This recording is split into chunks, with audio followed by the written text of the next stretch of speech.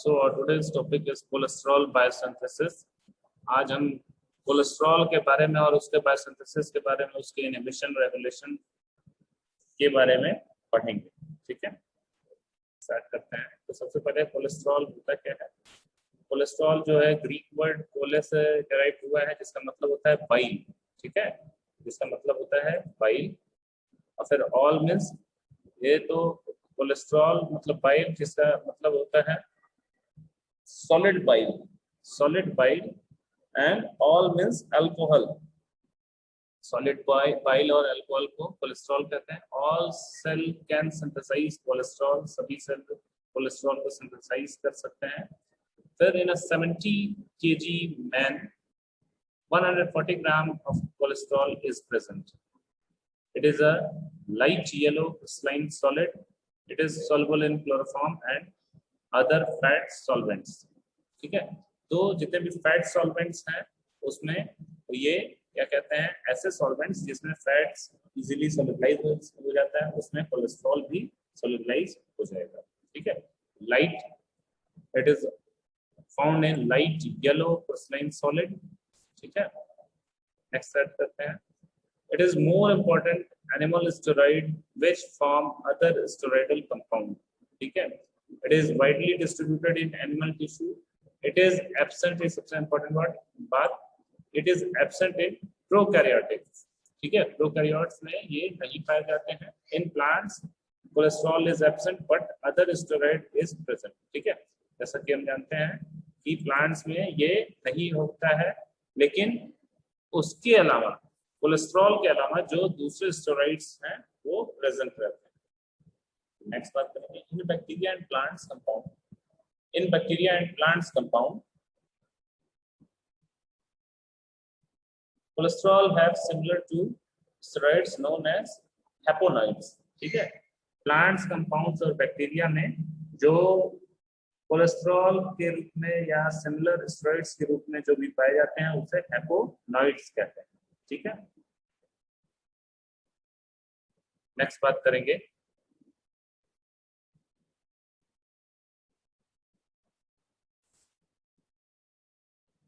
levels of cholesterol in blood is related to the atherosclerosis and myocardial infarction. इन दोनों चीजों पे depend करता है कि किसी भी हेल्दी पर्सन में या किसी भी पर्सन में कितना कोलेस्ट्रॉल लेवल है। नेक्स्ट बात करेंगे abnormally cholesterol metabolism leads to cardiovascular accidents and heart attacks. जब यही कोलेस्ट्रॉल मेटाबॉलिज्म एबनॉर्मल तरीके से होता है तो वही कार्डियोवैस्कुलर एक्सीडेंट्स या हार्ट अटैक्स होते हैं। ठीक है, नेक्स्ट बात करते हैं क्लिनिकल सिग्निफिकेंस में cell membrane, nerve conduction, bile acids and bile salt, vitamin D, esterification, steroidal hormones, इन सारे के उसमें प्रॉपर फंक्शनिंग के लिए ये स्टेरॉइड का एक इम्पोर्टेंट फैक्टर होता है। फंक्शन ऑफ कोलेस्ट्रॉल में देखा जाए तो साइक्लोपेंटानोपरहाइड्रोफेनेंथ्रीन, ये इसका फंक्शनिंग है। फिर मतलब ये इसके पाए जाते हैं। फिर 3 साइक्लोहेक्सिन 27 कार्बन एटम्स। ठीक है, फिर स्ट्रक्चर अगर इसका देखा जाए तो cholesterol is first hydrolysed by the cholesterol esterase enzyme है। Free cholesterol is incorporated to the bile salt micelle and absorbed into the mucosal cell. ठीक है, तो जो फ्री कोलेस्ट्रॉल होते हैं वो बाइल साल्ट्स में सबसे पहले डिसॉल्व होने की कोशिश करते हैं, या बाइल साल्ट्स में डिसॉल्व होते हैं या कन्वर्ट होते हैं, फिर उसके बाद म्यूकोसल सेल के द्वारा एब्सॉर्ब होता है। ठीक है, नेक्स्ट बात करेंगे एब्जॉर्प्शन नीड्स मिसली फॉर्मेशन। जैसा कि मिसली फॉर्मेशन मतलब कि उसमें प्रॉपर्ली डिसॉल्व होना चाहिए, मिसल्स बनने चाहिए। ठीक है, ठीक है, तब उसके बाद इसका एब्जॉर्प्शन म्यूकोसल सेल में कोलेस्ट्रॉल का प्रॉपर तरीके से होगा। नेक्स्ट बात करेंगे there is a specific protein in the mucosal cell which facilitates the transportation of the cholesterol. हमारा म्यूकोसल सेल में एक स्पेसिफिक प्रोटीन होता है जिसकी वजह से कोलेस्ट्रॉल का इजीली ट्रांसपोर्टेशन होता है। ठीक है, फिर बात करें inside mucosal cell cholesterol is reesterified and form काइलोमाइक्रॉन्स।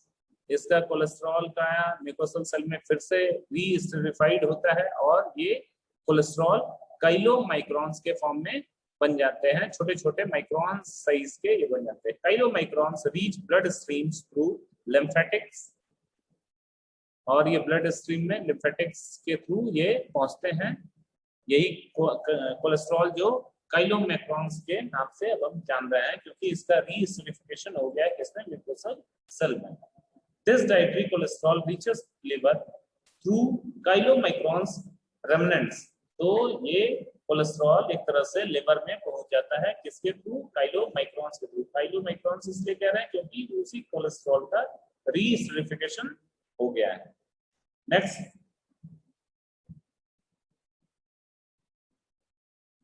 Plant sterols decrease absorption of the cholesterol. जो प्लांट स्टेरॉल्स होते हैं वो कोलेस्ट्रॉल के एब्जॉर्प्शन को घटा देते हैं। NPCH1 protein is involved in the absorption of the cholesterol. एक प्रोटीन है जिसे कहते हैं NPCH1 प्रोटीन, और वो कोलेस्ट्रॉल के एब्जॉर्प्शन में ये पूरी तरीके से इन्वॉल्व होते हैं। Therapeutic effect of ezetimibe drug is by the interfering with the function of the protein।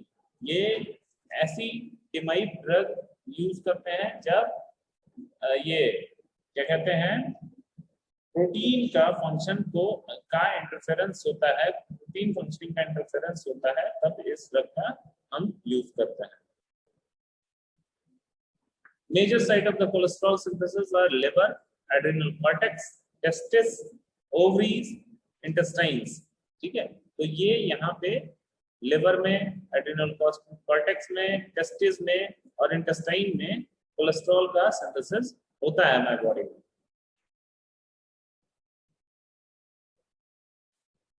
Next है, all nucleated cells can synthesize cholesterol including arterial wall. जितने भी न्यूक्लिएटेड सेल्स हैं, शुरू में ही हम लोगों ने पढ़ा, इट टेक्स या cholesterol synthesis takes place in almost the cell, और तो जो किसमें होता है, न्यूक्लिएटेड सेल्स में होता है। नेक्स्ट है, enzymes are partly located in endoplasmic reticulum and partly in the cytoplasm. और इस दौरान बायोसिंथेसिस ऑफ द कोलेस्ट्रॉल के दौरान जो एंजाइम्स होते हैं, इसमें जो इन्वॉल्व होते हैं इसके बायोसिंथेसिस में, वो पार्टली एंडोप्लाज्मिक रेटिकुलम में पाए जाएंगे और पार्टली साइटोप्लाज्म में पाए जाएंगे। अब कुछ प्रोसेसेस हैं।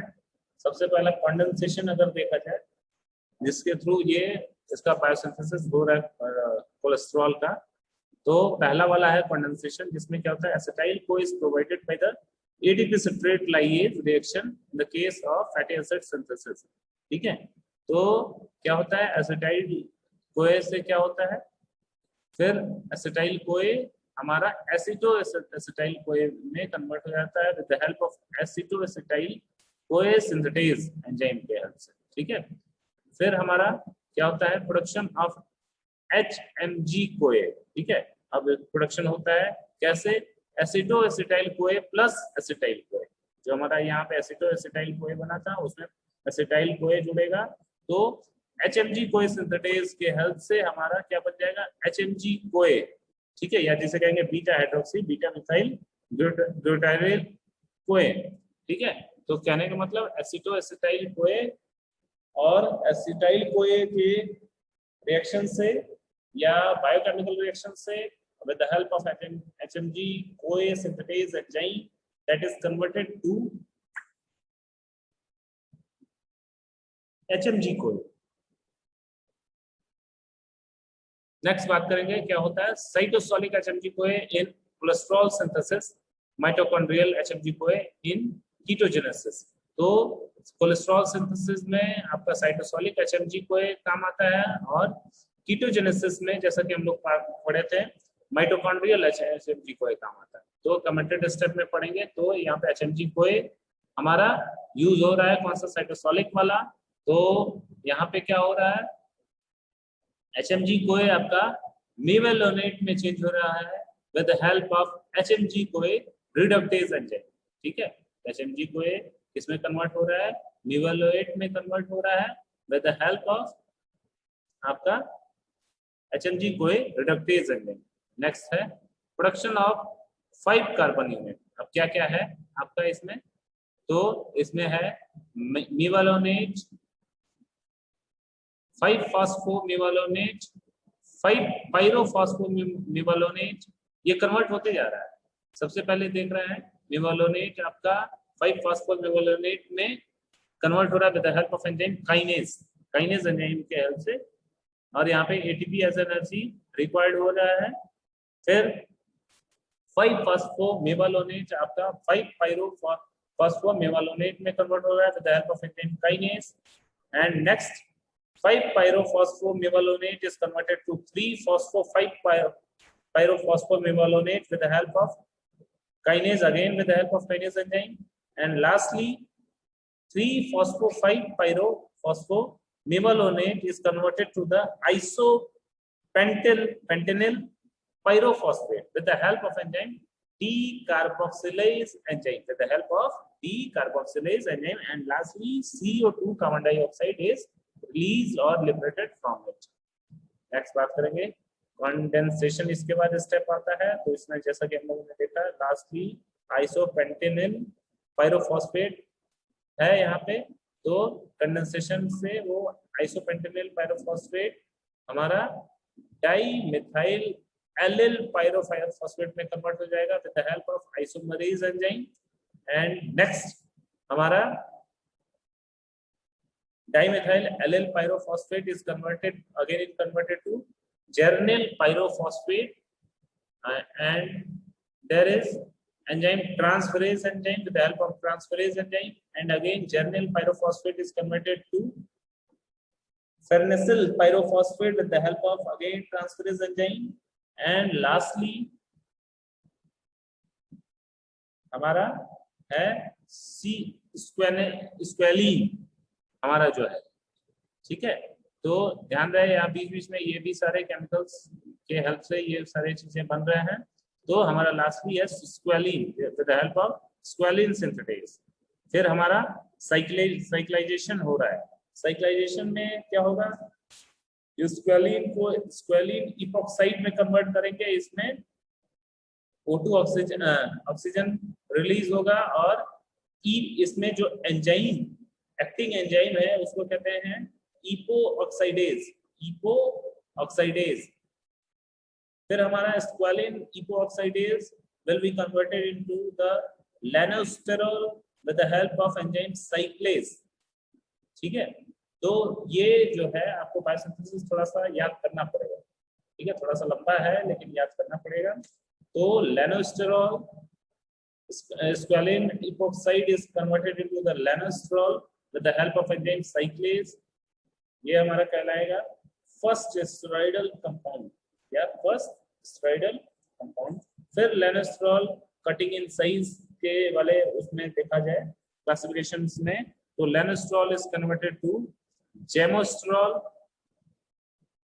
और जो हमारा जेमोस्टेरॉल इज कन्वर्टेड टू डेस्मोस्टेरॉल।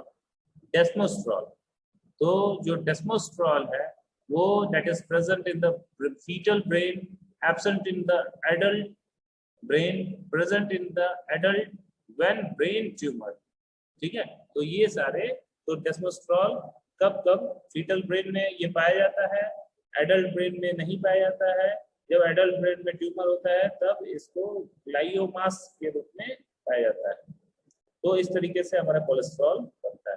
ठीक है, अब इसका सबसे मोस्ट इंपोर्टेंट रेगुलेशन कैसे करते हैं, रेगुलेशन इसका सिंथेसिस का रेगुलेशन कैसे करते हैं, एक्सेसिव ऑफ द कोलेस्ट्रॉल ना हमारे बॉडी में बने, तो इसके लिए इसका रेगुलेशन जरूरी है। तो नेक्स्ट हमारा हेडिंग है regulation of the cholesterol synthesis. तो इसमें पढ़ेंगे रेगुलेशन ऑफ ट्रांसक्रिप्शन। सबसे पहले ट्रांसक्रिप्शन का रेगुलेशन करेंगे with the help of regulatory enzyme. इसमें HMG कोए जो हमारा रेगुलेटरी एंजाइम है उसके हेल्प से ट्रांसक्रिप्शन को रेगुलेट करेंगे। नेक्स्ट है लॉन्ग टर्म रेगुलेशन में, it involves regulation of transcription of the enzyme. तो इसको लॉन्ग टर्म रेगुलेशन करते हैं, ठीक है। तो HMG कोए जो हमारा एंजाइम है उसको रेगुलेट करते हैं। When sufficient cholesterol is present in the cell, transcription of the gene for enzyme is suppressed and cellular synthesis of cholesterol is decreased। तो जब sufficient cholesterol हमारे बॉडी में रहता है तो करते क्या है, transcription of gene for enzyme is suppressed. जो ट्रांसक्रिप्शन ऑफ जीन होता है उसके लिए जो एंजाइम्स रिस्पांसिबल होते हैं उसको सप्रेस कर दिया जाता है और cellular synthesis of cholesterol is decrease. और इस तरीके से जो कोलेस्ट्रॉल का सेलुलर सिंथेसिस है उसे घटा दिया जाता है, कम कर दिया जाता है, रेगुलेट कर दिया जाता है, ठीक है। फिर when cholesterol is low in type, transcription is increased. अब देखिए, जब जैसा कि हम लोगों ने पढ़ा कि ट्रांसक्रिप्शन से ही ट्रांसक्रिप्शन को रेगुलेट कर रहे हैं, तब हमारा कोलेस्ट्रॉल लेवल को घटा सकते हैं या कम कर सकते हैं या रेगुलेट कर सकते हैं। और वही हम देखा जाए, जब डाइट में कोलेस्ट्रॉल कम लिया जा रहा है तो ट्रांसक्रिप्शन जो है वो ट्रांसक्रिप्शन स्टेप जो है वो बढ़ने लगता है और कोलेस्ट्रॉल का प्रोडक्शन भी होने लगता है। नेक्स्ट है specific recognition sequence known as sterol regulatory element. Sterol regulatory element, तो ये क्या होता है स्टेरॉल रेगुलेटरी एलिमेंट, जिसे कहते हैं SRE।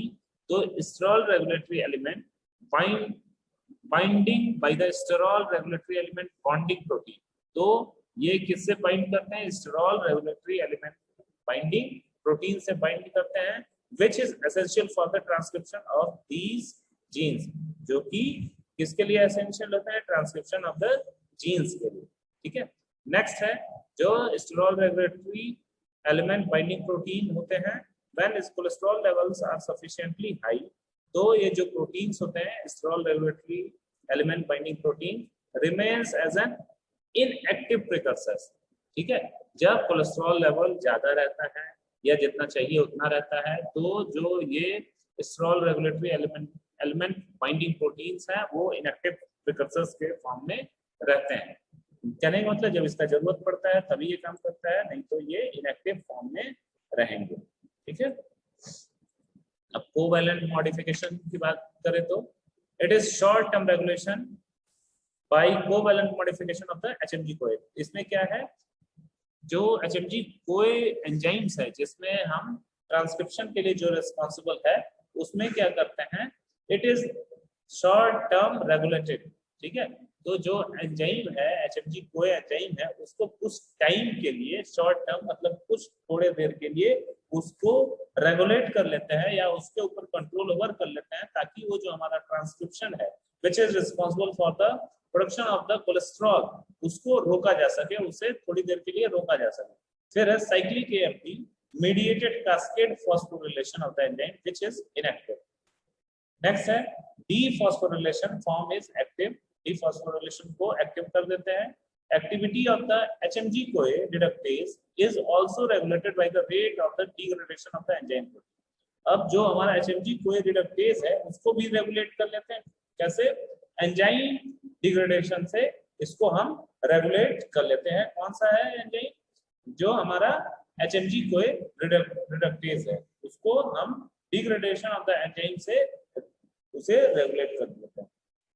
अब आते हैं हार्मोनल रेगुलेशन। हार्मोनल से या हार्मोन से कैसे रेगुलेट कर सकते हैं कोलेस्ट्रॉल को या कोलेस्ट्रॉल बायोसिंथेसिस को। तो इसमें है इंसुलिन एंड थायरोक्सिन। तो इंसुलिन और thyroxine hormones are responsible for the increasing the activity of the cholesterol. Next है cortisol and glucagon, it decreases the activity of the किसका, कोलेस्ट्रॉल का, ठीक है। तो ये हार्मोन से रेगुलेट करते हैं। इससे पहले हम लोगों ने पढ़ा कि एंजाइम से कैसे रेगुलेट करते हैं, ठीक है। और उसके बाद कोवैलेंट मॉडिफिकेशन उसका करते हैं किसका, एंजाइम का, ठीक है। तो ये सारी चीजों से हम और ये रेगुलेशन ऑफ द कोलेस्ट्रॉल करते हैं या कोलेस्ट्रॉल बायोसिंथेसिस करते हैं। या अब ड्रग्स की बात करें तो lovastatin and statin group of the drugs are competitive inhibitors of the enzyme. अब देखिए जो हमारा HMG कोए रिडक्टेज जो एंजाइम था वो उसका ये एक तरह से कॉम्पिटिटिव इनहिबिटर्स काम करेगा। कौन कौन सा drug? Lovastatin and statin drugs are used as a competitive inhibitors of the enzyme. Next बात करेंगे, so they are used in the clinical practice to reduce cholesterol level in the body. और इसलिए lovastatin और statin एक तरह से clinical practice में use किया जाता है किस चीज के लिए? For the reduction of the cholesterol level in the body. Next बात करते हैं cholesterol pool and it's metabolism में। तो टोटल बॉडी कोलेस्ट्रॉल हमारा होता है 130 से 150 ग्राम। ट्रांसपोर्ट ऑफ कोलेस्ट्रॉल अगर देखा जाए तो LDL लिवर पेरिफेरल टिश्यू में पाया जाता है, HDL पेरिफेरल टिश्यू लिवर में पाया जाता है। It is incorporated in the cell membrane. It is metabolized to steroidal hormones, especially in the adrenal cortex and gonads. ये यहाँ पे मेटाबोलाइज होता है कहाँ पे? एड्रिनल कॉर्टेक्स एंड गोनाड्स में, ठीक है।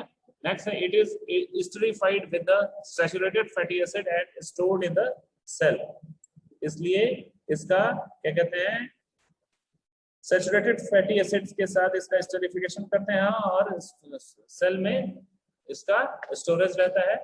ACAT जिसे कहते हैं acyl cholesterol acyl transferase helps in the reaction. ये हमारा जो acyl cholesterol acyl transferase enzyme है ये इसमें esterification of the saturated fatty acids में और इसके स्टोरेज में ये हेल्प करता है।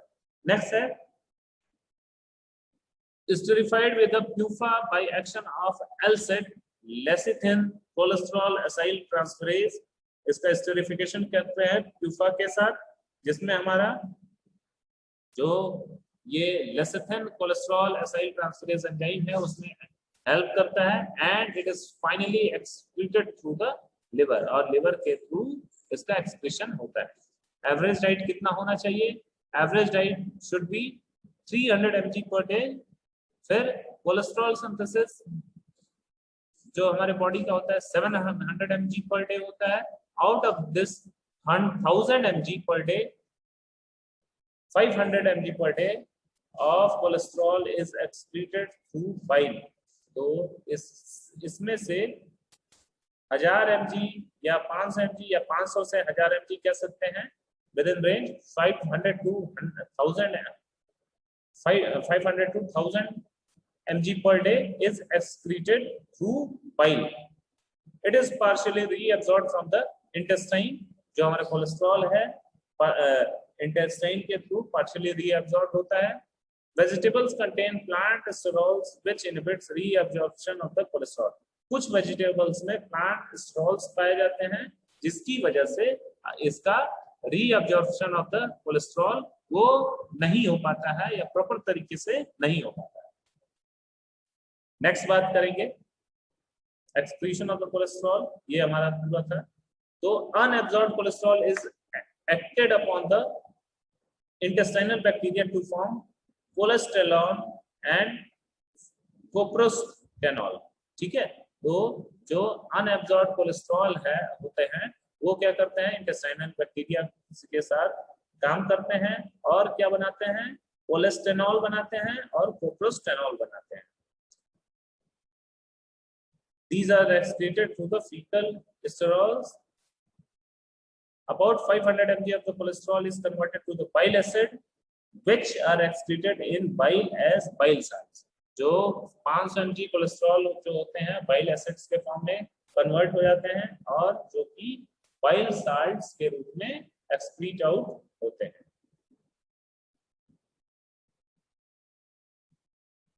नेक्स्ट बात करेंगे dietary cholesterol is converted into the chylomicrons remnant and that is converted into the हमारा जैसे कि de novo synthesis in the liver होता है और लिवर कोलेस्ट्रॉल पूल में पहुंचता है। फिर हमारा फर्दर